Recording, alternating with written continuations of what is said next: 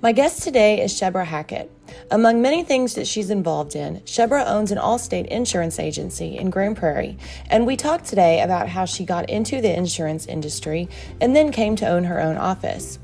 We discussed the great things that come from owning your own business and some of the challenges that come from balancing family and community priorities with running a successful business. Shebra is also involved in several local community advocacy and networking groups, such as the Soroptimist International of Grand Prairie and the Grand Prairie Metro Rotary Club, where today she'll be installed as the 2021-2022 president. Shebra is always so delightful to talk to, and I'm so glad to have had her on for her to share some of her experiences as a business owner, a mom, and a volunteer in her community. And now, here's Shebra. Hi, Shebra. How are you? I am great. I'm great. How are you doing? I'm doing good. I'm so glad that we had a chance to talk, because we had tried to do this like a while back, and then everything happened. We did. I remember you reached out to me and asked me, I think when you first started, and then stuff happened. I think that was prior to the pandemic and everything.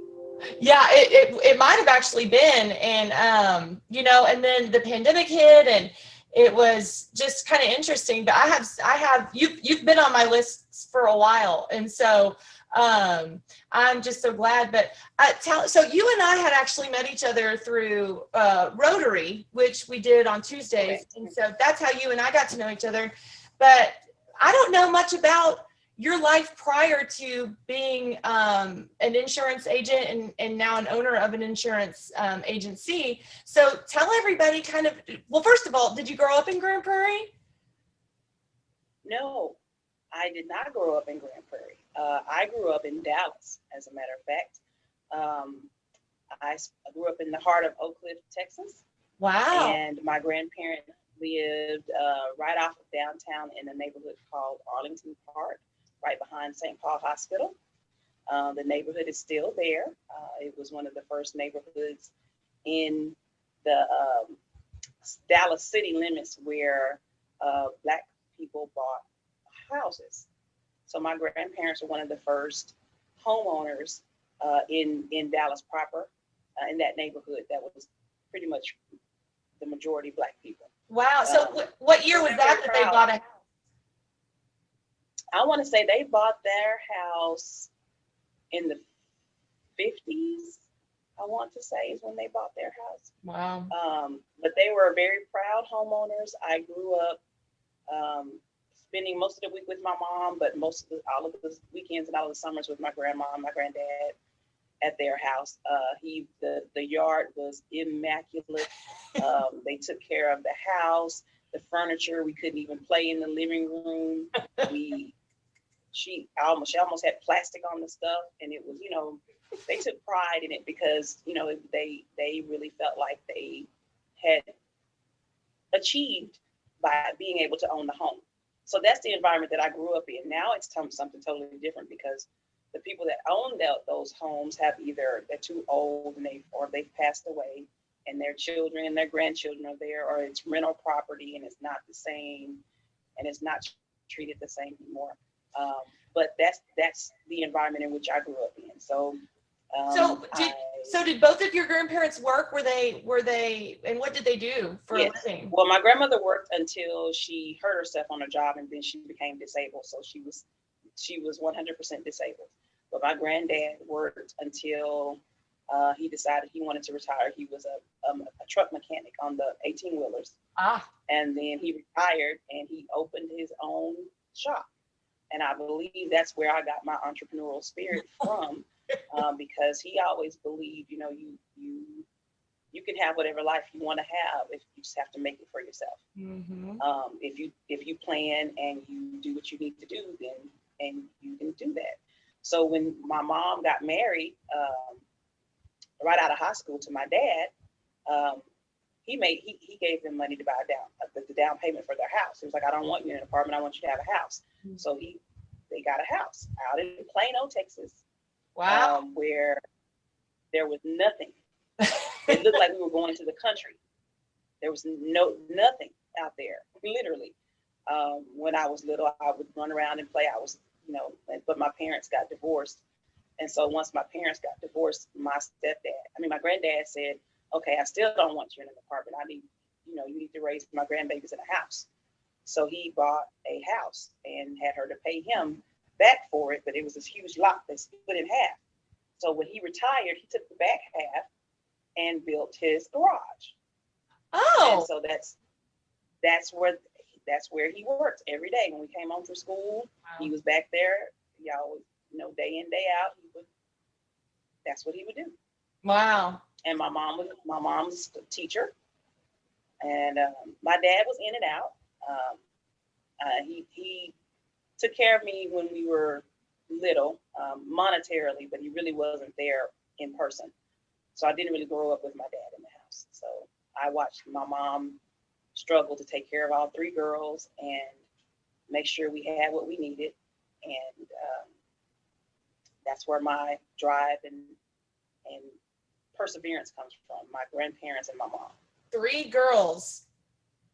Yes. I'm the oldest. I'm the oldest of 3 girls too. My poor football coach of a dad just was like, oh my gosh, y'all just so different than boys. Like we would fight and be so loud. He's like, and my mom my parents were both educators. So your mom, what grade did she teach? Kindergarten. Oh my. So she had a lot of patience. She had patience for the students. She didn't have patience for us. I know exactly how you feel. When we got home, the rule of thumb was we walked through the door, you cannot call her name or approach her for the first 30 minutes about anything unless you were dying.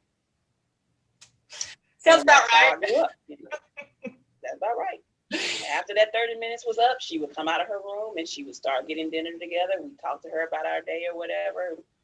She was good. But if you encroached on that 30 minutes, you paid the price. So how did you end up in Grand Prairie and when did you get here? I came to Grand Prairie because I got married. I went to University of Texas at Austin after graduating from Skyline High School. And when I met my now ex-husband there.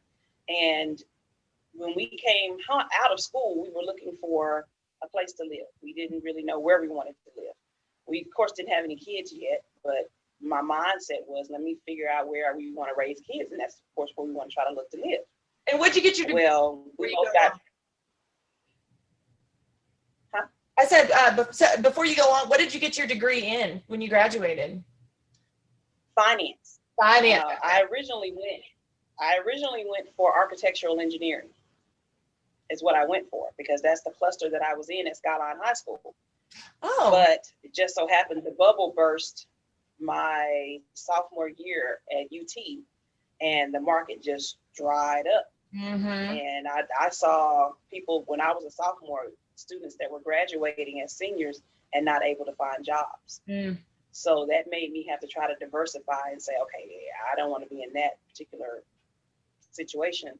So let me see what do I have the most credits in so that I can graduate. And it was either math or finance. So I did majored in finance and minored in math. Oh, cool. So anyway, I'm sorry, I interrupted you. So you were looking for a place to buy a house. We were looking for a place to buy a house. But we both got jobs in Irving when we graduated. I graduated first, and then he graduated the semester after me.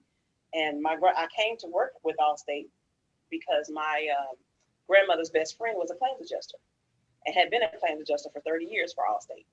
And she told me that I needed to apply. I needed to make sure I could type without looking at my hands, and that I needed to apply because Allstate was a good company. So that's what I did. And I've been here ever since. So did you get your license, or did you just like work in an office to start off with? Well, when I first started, like I said, when I graduated with the finance. So I got hired on in the controller department for finance with Allstate. Gotcha. And so, but it was in Irving.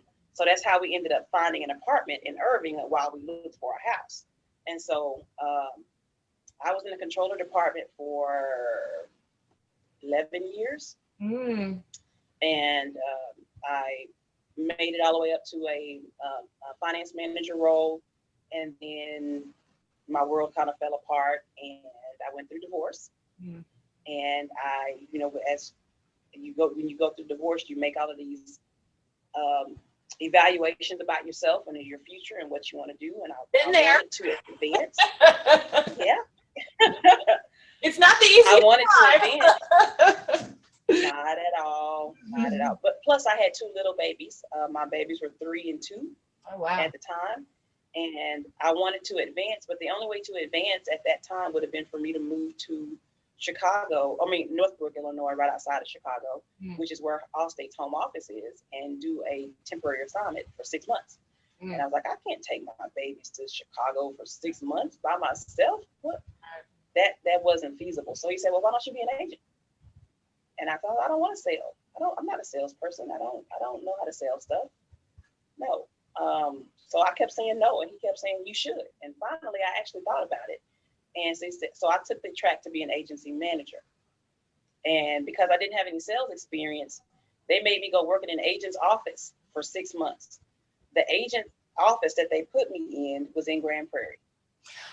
And that was Marilyn's husband, Bill Goncioric. Okay. I did not realize that. That's so interesting. Yes. So I worked for Bill in his office for 6 months to gain my sales experience in order to become a sales manager.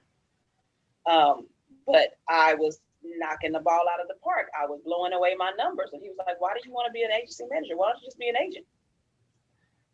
I said, I don't know.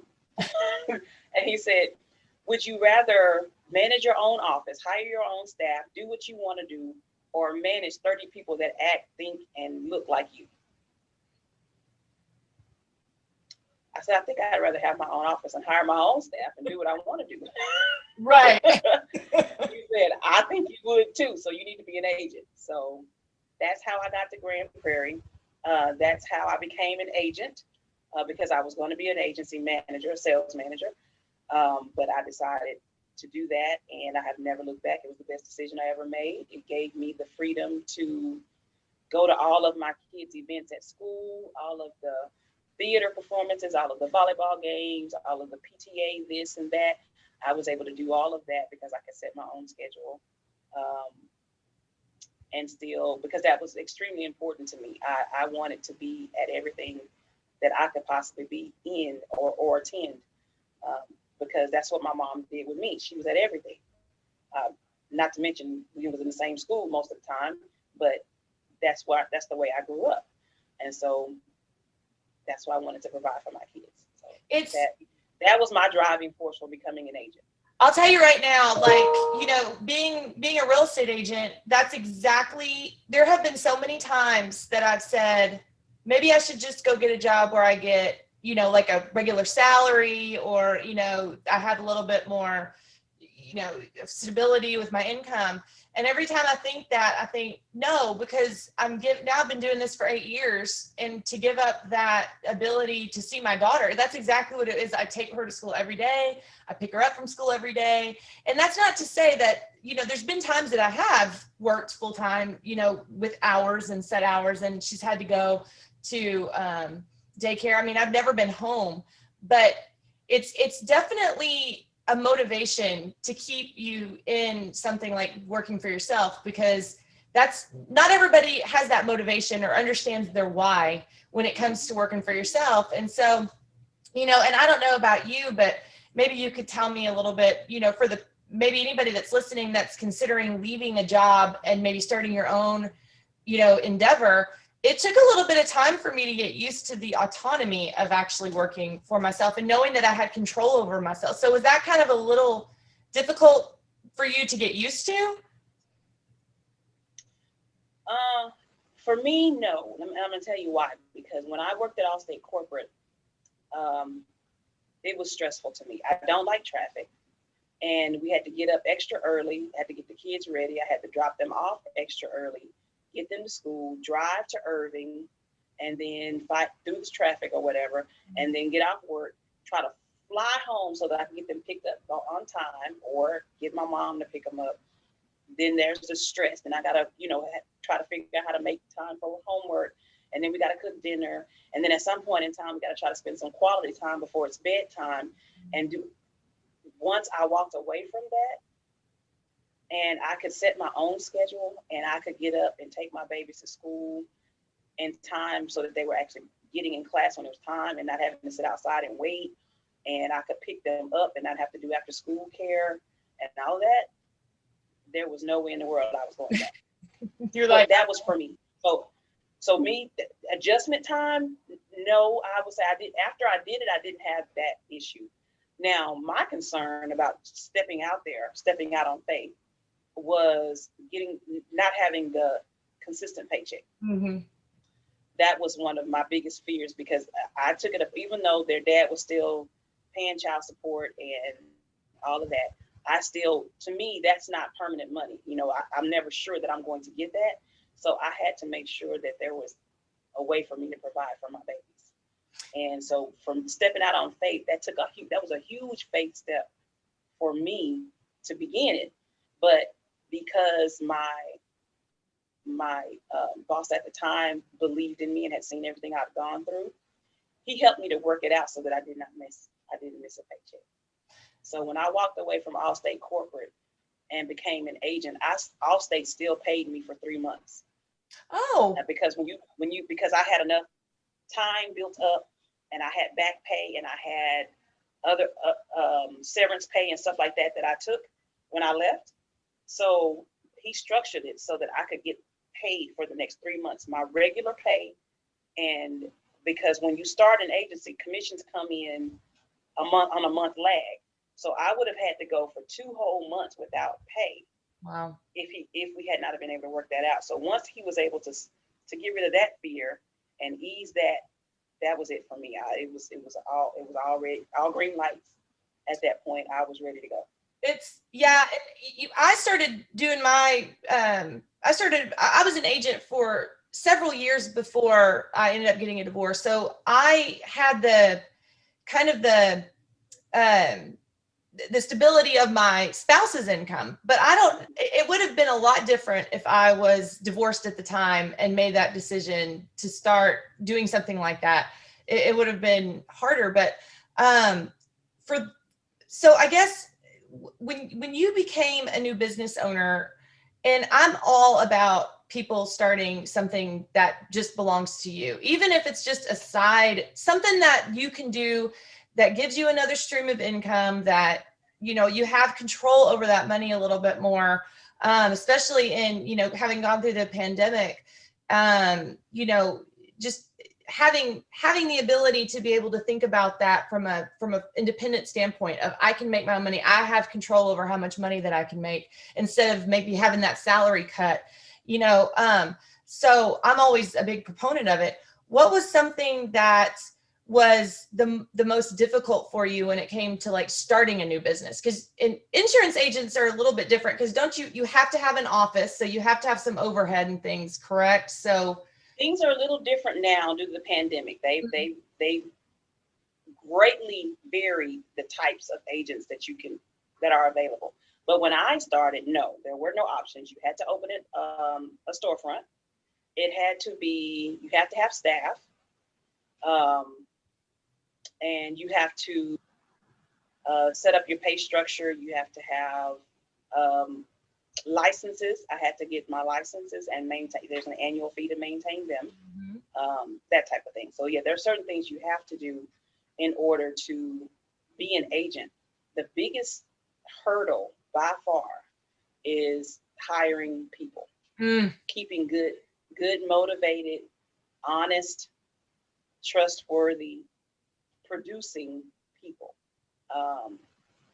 That is the biggest challenge, and that will never go away.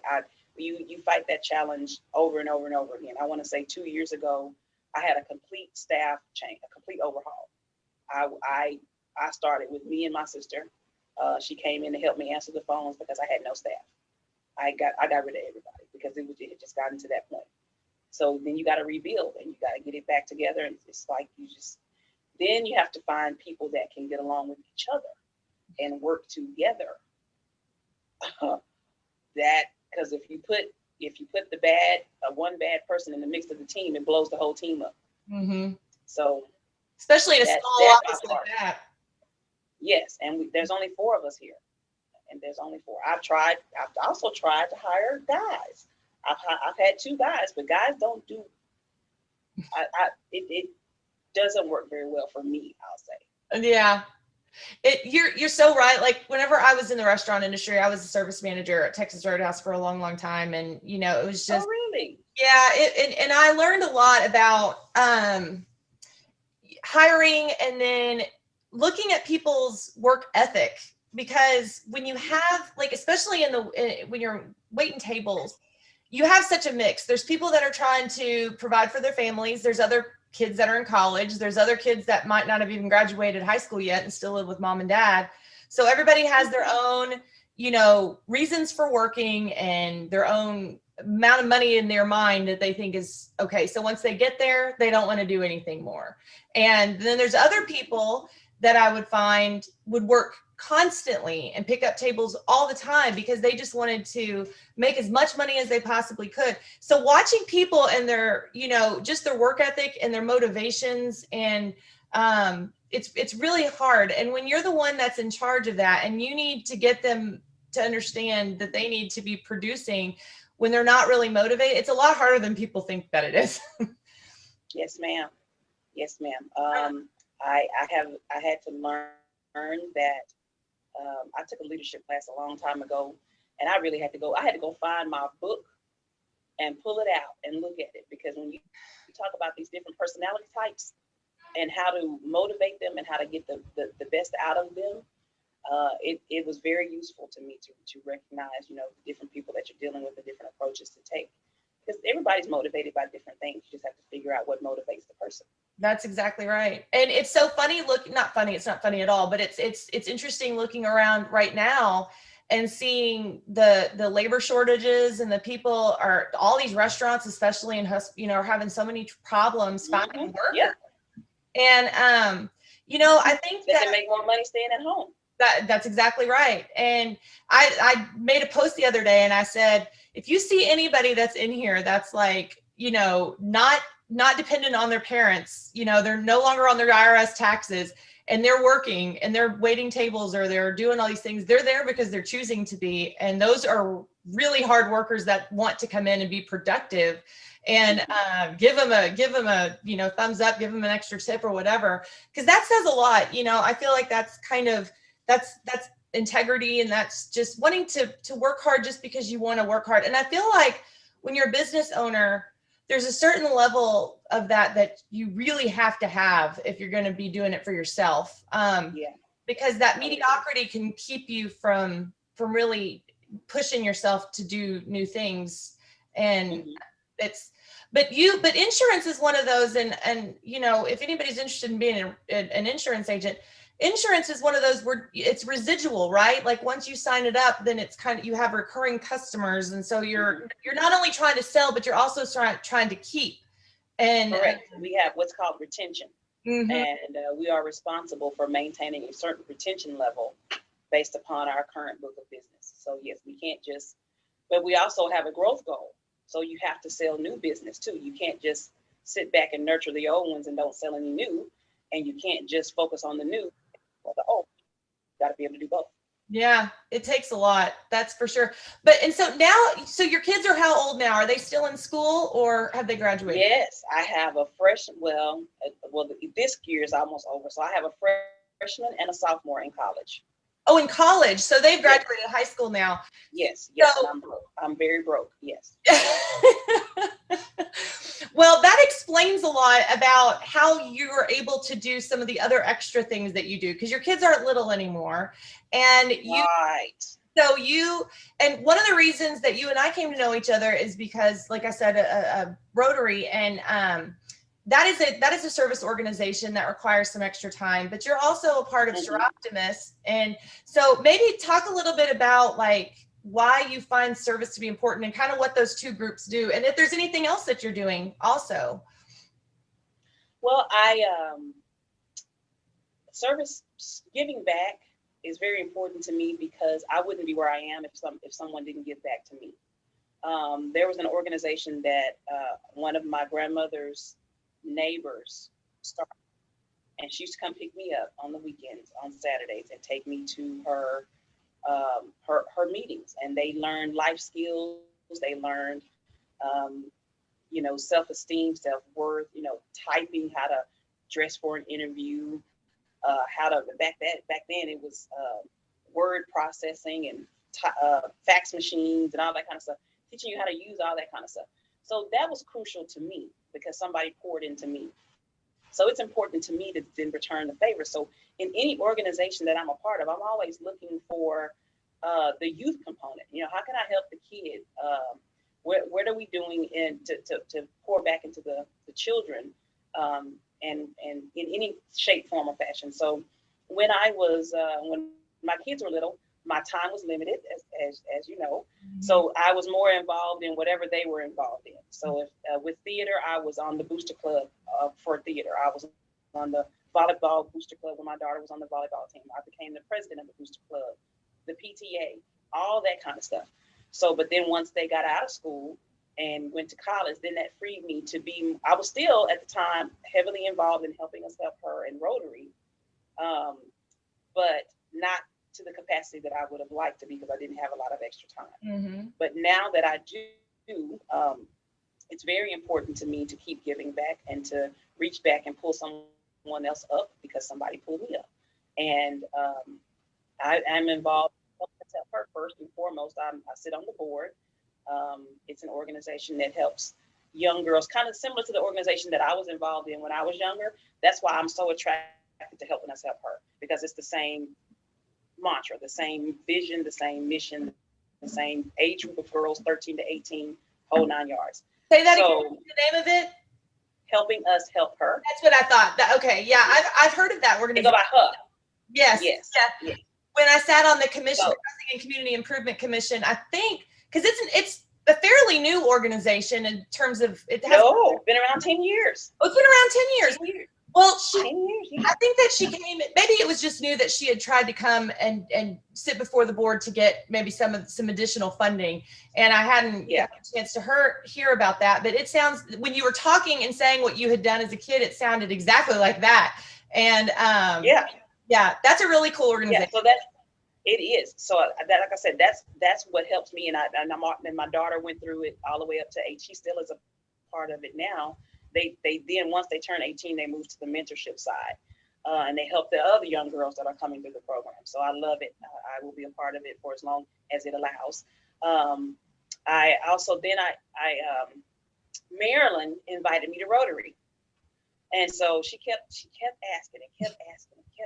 You need to come to Rotary. You need to come to Rotary. I was like, Marilyn, I don't have time to come to Rotary. She said, yes, you do.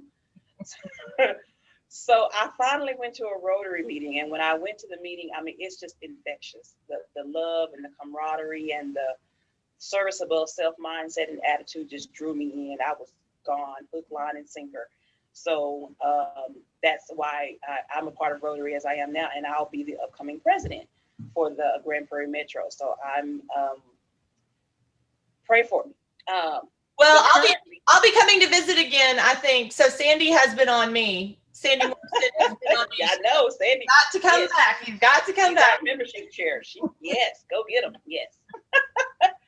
But along with helping us help her in Rotary, the next thing that I devote a whole lot of my time to is Soroptimist. And I got involved with Soroptimist because they recognized Dandrian Gray, who was the founder of Helping Us Help Her, for a Women in History Award. And they couldn't get a hold of her, so they called me.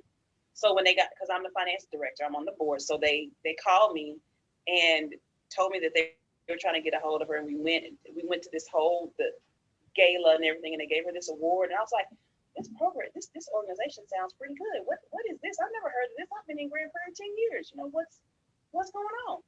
And so once I got to looking into it, Soroptimist is a hidden gem within Grand Prairie. It's not just in Grand Prairie. It's an international organization of women helping women and young girls. Is basically what it is. And this year I am the sitting president. So I go from being president of Soroptimist. Now I'm gonna, starting in July, I will end my presidency with Soroptimist, and I'll pick up one for Rotary. So the moral of your life is, or the mission of your life is, don't just do it all the way. I'm going to just go all out and be on boards and yeah.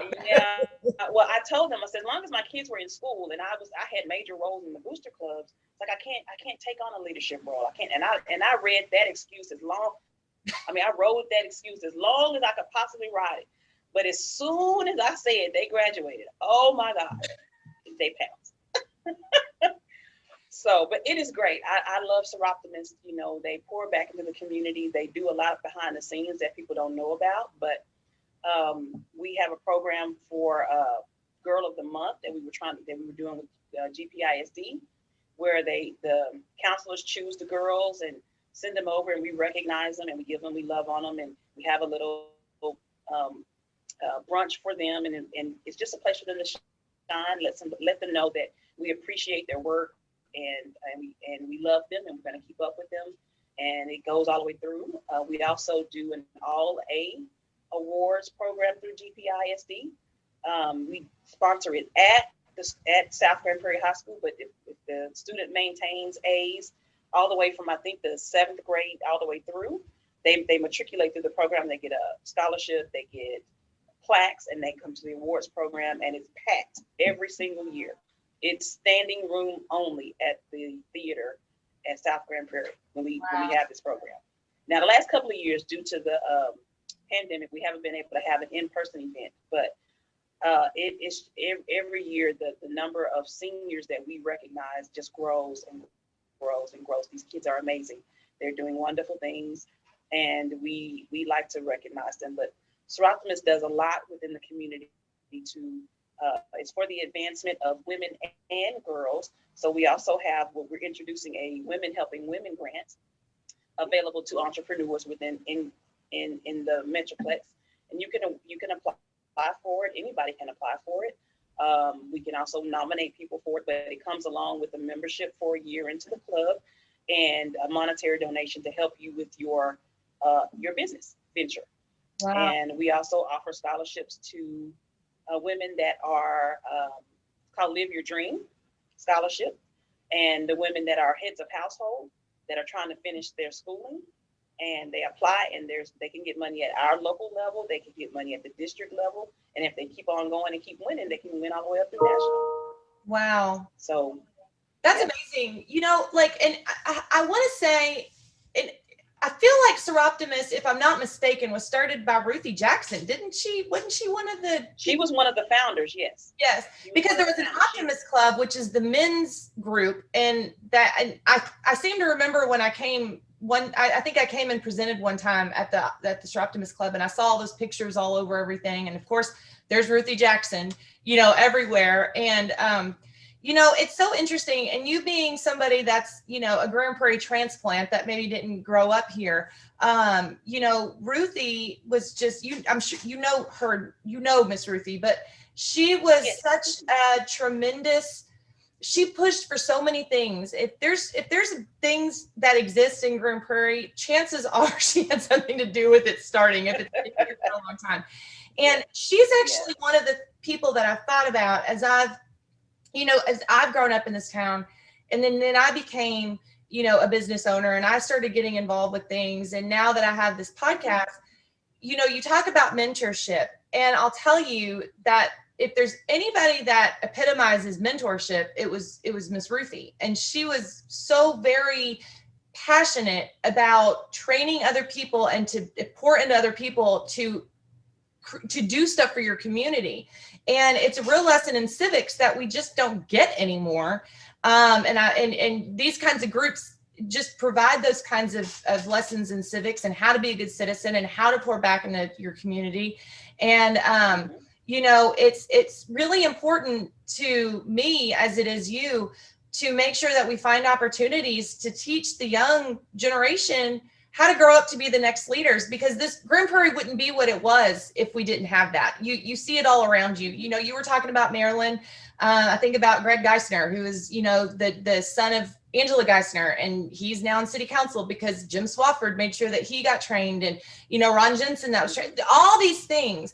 And it's like, if we don't have people of our generation that are teaching these young people how to do it, they're not going to know how, and they're not going to have the direction about where to go to become good, involved citizens. So I feel like that is just so very important. I'm sure you agree. Yes, definitely. Do you find that these kids, I feel like maybe a misconception of, we all have the misconception of the next generation, like, oh, they just don't care. We care more than they ever will. But I don't think that that's true about this generation. I think this generation coming up really wants to be involved. It seems like that. Yes. As long as we keep setting good examples and making opportunities for them to make a mark, I think they are going to far outshine anything that we have attempted to accomplish.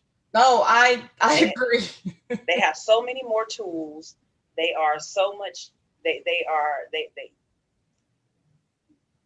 can run circles around you technologically. They can do it's great. It's awesome. Now the challenge is, from what I have seen in dealing with our youth, and I've missed a part. I'm also extremely involved in my church. So I'm a youth director at my church, at Sunset Baptist Church. Of course you are. But from what I see with my kids at the church, and dealing with helping us help her, and Soroptimist, we have to urge the social piece of it. Sometimes I see that they're missing the social piece of it. That, you know, we used to go outside for hours upon hours at a time and just play with each other and make up in our own minds, our own make-believe worlds, and entertain ourselves and be perfectly fine with that. Mm-hmm. And come back in the house when the streetlights came on. This generation doesn't have that. It has to be initiated by something such as a video game or something else that generates that. They're not self-moving, is what I'm trying to say. So I think as long as we try to make sure we nurture that side and beef that up and challenge them in those aspects, they're going to be awesome. They're going to be awesome. It's so funny that you said that, because I literally just released an episode with my childhood friend that I grew up with. That was my neighbor. We met each other when we were little, and we were having a conversation one day, because I was looking around and I was like, I just saw so many things on Facebook about kids, teenagers that are struggling. And a lot of that's because of the pandemic, but I don't think that's everything to do with why some of these kids are having so many mental health issues, just being depressed and being anxiety ridden. And there's all these different things. And I was having this conversation with her about what can we do to help that. And, you know, we had this exact conversation about when we were young, we knew all of our neighbors on our street. We knew you were talking about your grandmother's neighbor that would take you and do things with you. Well, the same thing was true for us when we were little. And I think that with all the technology and maybe some of the fear of who your neighbor might be, you know, we went through the 80s where it was kids were getting taken, and that was a big, huge fear that we all had. I think that we're at a place now where we do have to be really intentional about getting these kids involved, and not just assuming that they don't want to be, because I really think that they do. I just think that they do. Yes. They just don't know that they do. Right. That's what I say all the time. They just don't know that they do. Right. I was watching an episode of Modern Family, and so one of the oldest daughter, I think she lost her phone, and the whole episode was about how she had noticed that the flowers smell good, and like there's all these birds in the sky, and she was like, she didn't have her phone. Have y'all ever noticed that these flowers smell really good? And her parents, like, she was so excited. And it was funny, but it's true. My daughter is the same way. I've taken away her phone basically for the end of the school year to finish math. And she's so much more engaged when she'll go outside and play by herself, or she'll go she'll literally go to the neighbors and talk to them and just say, hey, I just wanted to come say hi. She's 10. And so, but I think that we have to encourage that. And especially in our community, especially in our churches, making sure that we're really reaching out to these kids and giving them responsibility to do something. Because I think that's another thing that they're missing. Yes, yes, Um, yes. We have to take a responsibility and make sure that that gets done. Mm-hmm. And I saw on Facebook that your church is opening back up for in person. Yeah. It was Sunday was our first in-person service that we've had since March of last year. Were y'all so excited? Oh yes, we were so excited. We were just, you're not supposed to be hugging anybody. Everybody was hugging. It's like we're all gonna have COVID. But we were just so excited to be, back at each other's presence. But it's the fellowship. You just miss the fellowship. You do. You miss people. You are at home. I mean, at first, it was great. Go to church, laying in the bed. You don't even have to get up. You don't have to brush your teeth. You can. But after so long, that can only go for so long. You miss the interaction with the people. You miss, seeing. You miss your church. You miss the pew. You miss the smells of the church. You just miss the church. You miss all of that. So yes, we are more than happy to be back and we're still trying to do it safely though. Yeah. With the social distancing and the mask and all that lovely stuff. So, But it's good. It can't be understated, the mental health aspect of just being able to be around other people. Yes. I was listening to a podcast the other day, and they were talking about how we outsource our insanity, which basically means that we bounce our ideas, everything that goes on in our heads that gets out of our heads when we talk to other people and are face to face with them helps to keep us, and I think that, yeah, you don't really know how much you miss that until you don't have it. And especially for extroverts, it's not the easiest thing in the world. Yes. So during the pandemic, did you work from home or were you still going into your office? Well, we were deemed essential. Mm-hmm. So we were closed for about 2 months, I think. And then we came back and then everybody in my office got it except me. And so we closed again and went back home. And then we came back all healthy and we've been open ever since. So I think probably all in all, we were closed maybe 3 months, maybe. Oh, okay. Total. But for the most part, we were here. We didn't, our doors were not open to the public until, I forget when we opened back up. Maybe January. Do you have a lot of people that come into your office anyway? Yes. You do? Oh, okay. I do. Now we do. Well, we didn't realize how many people we had that were coming. But once you lock the door, you get to see how many people you have that are coming. Right. So we would then we took appointment only, and then of course everybody that comes in has to wear a mask. But other than that, we've been making it work. Nothing big, no biggie. And so during February, during the storm, did y'all have a lot of people that had called with claims? Oh yes, ma'am. That was horrific. Yeah. Because I was pretty much the only one of my staff that did not lose power. So we all had the ability to work from home. So we had computers, laptops at home and all that stuff. So we could work, but you can't work with no power. So that was the biggest issue. We had agents that didn't have power. So when you're supposed to call your agent to file your claim, but you can't get to your agent because he has no power. So we do have an 800 number where you can call and file the claims, but it was really hard to make it through that. But we did, and I know personally, I probably filed some 25 or 30 claims myself. Wow. Not to mention what people didn't get me, but that's what we got to do. I've thought so much about insurance agents because as a real estate agent going through, well, first of all, when that storm happened, I was like, great, we already don't have inventory on homes. Now anybody that was gonna list their house and their pipe just burst, that's gonna be a problem.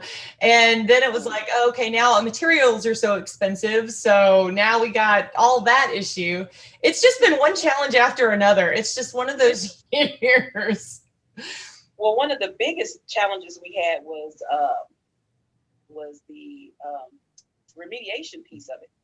When people had pipes to burst or things or water all over the place, there was nobody to come clean up the water. Mm.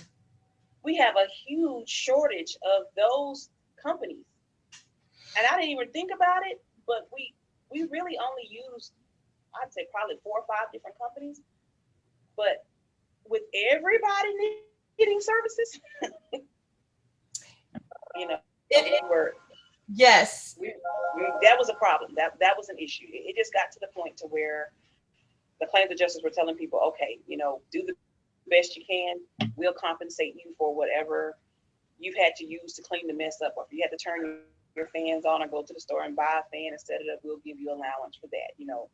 So just trying to make it work the best way possible. It's so interesting because I just got done interviewing Martin over at Bon Air, and we were talking about CTE and how the career and technical schools that we have at GPISD, and how we now have such a huge pathway for those types of training. And as you were talking about your grandfather and he was working on trucks, I was thinking all the mechanics that we now have that are going and working on helicopters, or, you know, auto mechanics. And, you know, I started thinking about the jobs that are the technical skills, the career skills and those things. And, you know, you graduated from college and you had a degree that actually meant something, that you could actually get a job. It's not one of these weird, odd, you know, degrees that you pay a bunch of money for and you can't get hired. But I feel like GPISD is putting our kids in a very unique situation, because they're teaching them skills that we need. Because you're hitting on something that's very important. Even as an agent, it's hard for me sometimes to find electricians. It's hard for me to find plumbers. Those are all skills and jobs that you probably need to be an apprentice at for several, you know, hours before you can actually do it yourself. And when you're an adult that has a family, it's hard to just go be an apprentice and not get paid. But these kids are graduating with all this stuff. It's really puts it's awesome. It's amazing. And it shines a light on what happens when we run out of people that know how to do those things. And we have to have those people, and we want them to stay here in Grand Prairie. Yes, gotta have them all day long. We can't function without it. No, as a society. We can't. No. And these kids are graduating with 6-figure incomes, some of them. It's just crazy. And they're employable right away. And, you know, I really want them to get a real estate pathway because they can graduate with a real estate license, or, you know, so. Yes, I didn't realize how many classes y'all have to take to get a real estate license. Yeah, it's a lot of hours. And then I'm working on getting my broker's license just so I can have it, because you have to have a certain amount of hours, experience hours, which I have. But I had to get 900 hours for my broker's license. And I was like, well, you should take the pandemic and go ahead and do that now. But it's a lot of hours. But these kids can graduate and be done by the time they're 18. And because you have to wait till you're 18 and take the test and get your agent's license. But, you know, GPISD is such a unique situation for that. Now, when your girls graduated, did they do anything like pathway wise, or where did they graduate from? Which school? Now, my daughter graduated. Well, both my kids graduated from South Grand Prairie. So, so she's on the health pathway. So she did internship at Baylor in Irving. Wow. When she was at South in her senior year. So yes, she got all of these certifications. She could have graduated and gone to be work in a doctor's office as a medical assistant.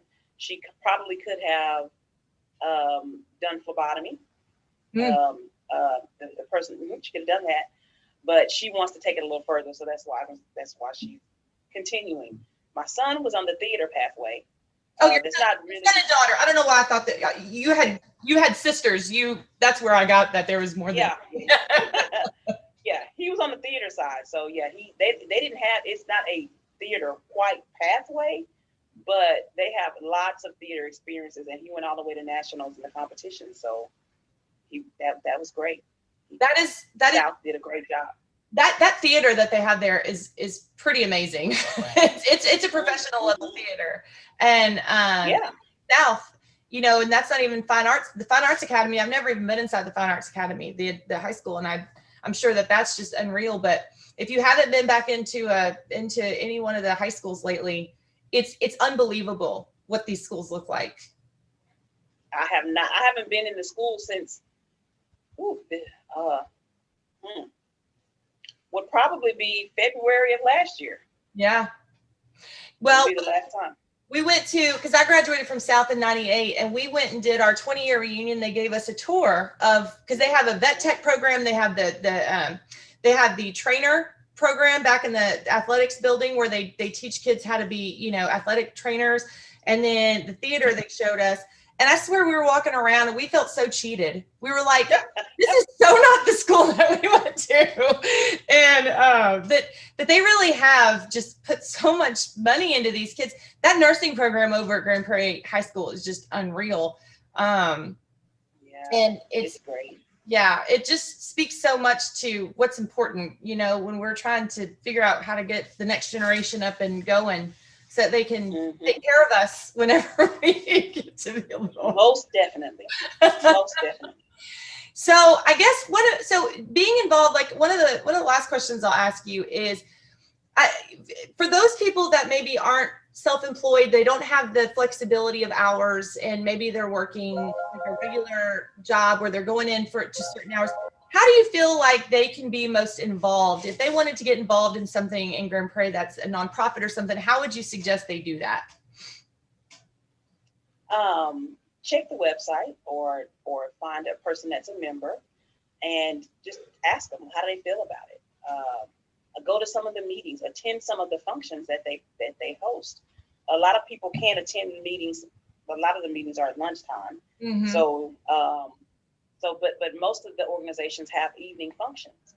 So try to attend a function and see if you like what the organization is about, if you like the people. There are a ton of nonprofit organizations in Grand Prairie. Mm-hmm. I am sure that if you want to be if you want to be effective at giving back to the community and you want to join, somebody has something that you want to do. I'm sure. Yeah. So that would be my suggestion by and far. Just step out there and go see what they're doing.